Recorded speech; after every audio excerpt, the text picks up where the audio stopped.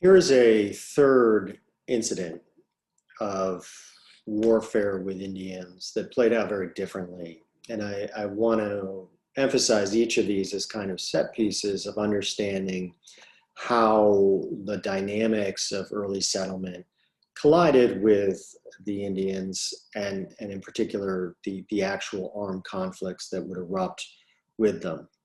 This particular incident is known by historians as Bacon's Rebellion, and it took place in the Chesapeake region in Virginia.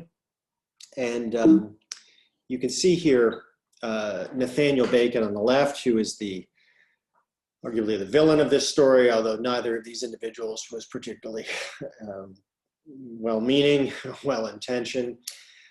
Bacon was typical of the kind of planters who were setting up shop in the Virginia colony by the mid 17th century. He was someone who was a young man, 28 years old when he arrived, but was something of a man on the make. He was not an indentured servant, so that is important. But he was not exactly a reputable guy either, insofar as he had actually left England in disgrace because he had tried to defraud a neighbor. And his wife had been disinherited by her disapproving father because of his bad behavior. So this is a guy who already has a rap sheet that's pretty long. He shows up, and he is of this new generation of younger planters who are arriving, a kind of second generation, or even third generation. And they're arriving into a Virginia that's very different than the one that greeted James Smith and the other first generation of settlers. Different insofar, by this point, much of the best land along the James River and other tributaries has been taken. And the land that's not been taken is nominally under the control of Indian tribes. Which brings me to this guy on the right. This is the governor of the colony, whose name was Governor Berkeley. And he was someone who had, his first name was William, and he had established a treaty, or his predecessor had, in 1646, whereby the Powhatan tribes were allowed to continue to live their lives unmolested by the settlers in an area north of the York River. And this was beyond the limits of white settlement.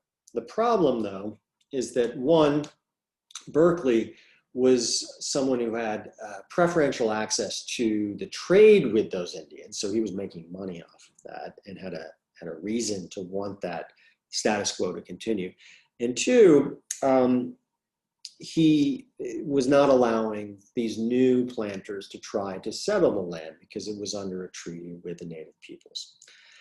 By the 1670s, this very fragile arrangement begins to fall apart, and the arrival of Bacon seems to have been the precipitating force, because when he arrives at this time in 1675, mind you, this is right around the same time as what's going on in New England, the King Philip's War. When he arrives, tobacco prices are declining, there are rising taxes, and there's a dissatisfaction with Governor Berkeley's policies. People desperately want the land that the Indians have, because if they can settle it, they can start to expand the plantation economy into these new areas. Berkeley described the people that he was facing, people like Bacon, as a people where 6 parts of 7 are at least poor, indebted, discontented, and armed. And what happens is that a group of frontiersmen on the very western part of Virginia used an incident with a local tribe to attack the Susquehannocks, a tribe whose land they coveted. Bacon gathers around him a group of followers whose sole purpose is to wage war against the Indians, and ultimately, and this is where things are different than these other 2 episodes I've mentioned, to wage war on the governor and his allies. In 1675 and 1676, Bacon emerges as the leader of the frontiers people and these disaffected planters. He declares that we must defend ourselves against all Indians in general, for they are all enemies. That's a quote from him. Berkeley is horrified by this because this violates the treaty. Bacon ignores him, and Berkeley declares that Bacon is in rebellion and sends armed force to capture him. By this point, Bacon takes refuge on the frontier again, and you can actually see the kind of movements of Bacon across the area. And you can see just how far outside the settled colony he was.